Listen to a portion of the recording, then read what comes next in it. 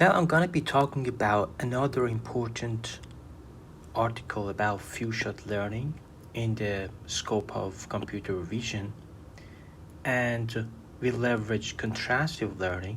The type of contrastive learning that we use is self-supervised, and the model is called SCL. So I'm going to be focusing on this important paper in 2023. Few-shot learning aims to train a model with a limited number of base class samples to classify the novel class samples. However, to attain generalization with a limited number of samples is not a trivial task. This paper proposed a novel few-shot learning approach named self-supervised contrastive learning that enriched the model representation with multiple self-supervision objectives. Given the base class, the model is trained with the base class loss. Subsequently, contrastive-based self-supervision is introduced to minimize the distance between each training sample with their augmented variance to improve sample discrimination. To recognize a distant sample, rotation-based self-supervision is proposed to enable the model to learn to recognize the rotation degree of samples for better sample diversity.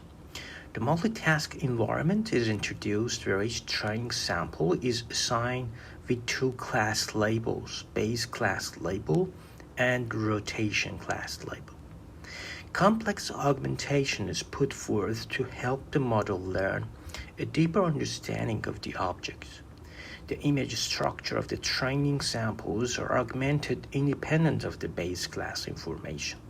The proposed SCL is trained to minimize the base class loss, contrastive distance loss, and rotation class loss simultaneously, so three different losses, to learn generic features and improve the novel class performance. So you see the data distribution after applying contrastive learning. So here we have good alignment for each of these classes, and also we have good uniformity among different classes. So this presents 4 rotation classes, which created for self-supervised task. So we have multitask training, and here we are freezing. We are freezing FV, and then we use it for few-shot evaluation.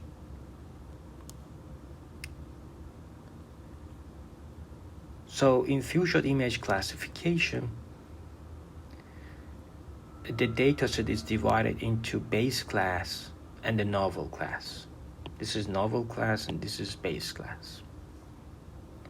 Base classes are used to train the model, while the novel classes are used to evaluate the model. During the training, all base classes are combined together and trained in a supervised manner. A mini batch of B-label image pairs is randomly sampled. The base class label is denoted as Y sub I, where I here denotes a total number of base classes, and a rotation label is added to each image. For example, this is 4 rotation degrees. This is, for example, 0 degree, this refers to 90 degree, this refers to 180 degree, and this refers to 270 degrees. So during the evaluation, the samples in novel classes are structured in episode manner. Each episode consists of n number of novel classes, or we call it VEI, NVEI, NVEI K-shot. So we have NVEI K-shot, and we have a set of query samples. So everything is standard. The model is denoted as F with trainable parameters with 3 components. And what is important here is this feature vector that we go from X to V. And subsequently, the feature vectors are mapped to prediction logits. Then we go from this vector to the logits. And for multitask training, during training, the mini batch is transformed with a set of transformations. The images are first passed through F sub V to obtain V hat. So first we get this embedding, then V hat are passed to two classifiers. So the first classifier is P hat and the second classifier is Q hat. Three loss functions are introduced to optimize model: a categorical cross-entropy loss, that is the base class loss that we always do, between the predicted logits and the base class labels. And then on top of that, a self-supervised loss known as contrastive loss. So this is the proposed SCL, where the predicted logits are disassembled into P and P sub T and R, and the distance between the P and their variants are minimized via this L2 NOR. Another self-supervised loss, known as rotation class,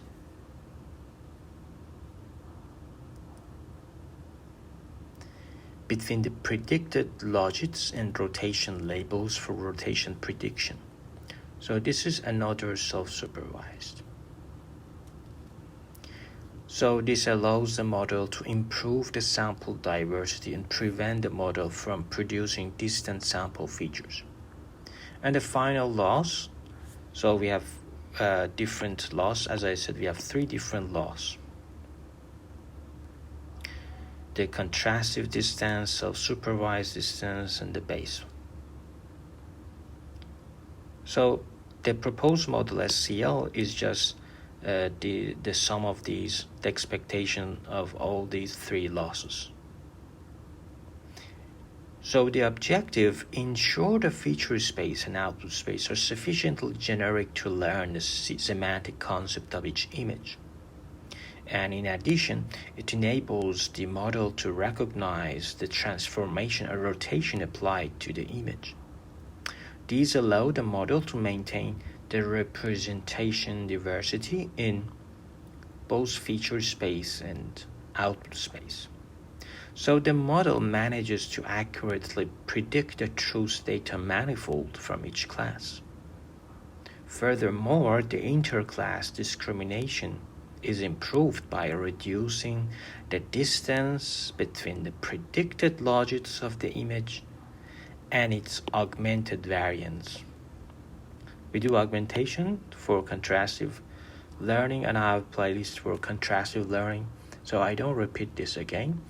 And this is the algorithm. First, for each iteration, we go for each batch. We have, as I said, we have three different losses, and we have two hyperparameters that we can play with them to have a better performance. So after completing the training stage, the weights of F sub I is freezed. So it serves as a feature extractor for evaluation stage. In the evaluation stage, all images from the support samples and query samples in each episode are passed through F sub phi to obtain their corresponding feature vectors. And these are the data sets that we use: mini ImageNet, Impetitor, CFAR 100, FuseShot CFAR 100. And we expect that for one shot we have worse performance than 5 shot. So this one should always be less than this. And it is true, as you see, all of them are true.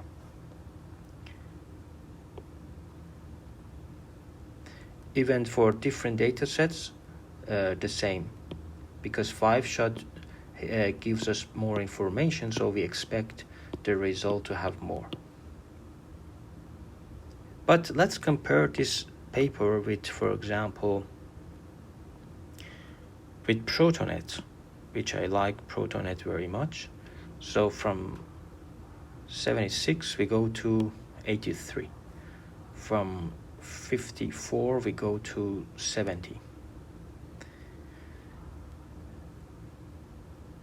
ProtonNet is here, the original version in 2017. So we go from even 49 to 66. We go from 68 to 83. So you see that if you use contrastive learning in this way, so we have 3 different losses, we add them together, and then this has a better performance because this has, as you see, it has a better performance than the classical ProtonNet. The same for other data sets such as CFAR and FC100. And we expect to 1-shot to have a worse performance than 5-shot and higher shots. So this is true, this is true. And again, we compare it with ProtonNet because I like ProtonNet. I compare it with that. So you see that we have some improvement here. So that's why this paper is very interesting.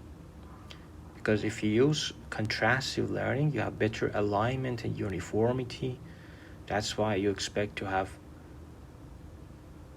better representation, which is essential for ProtonNet.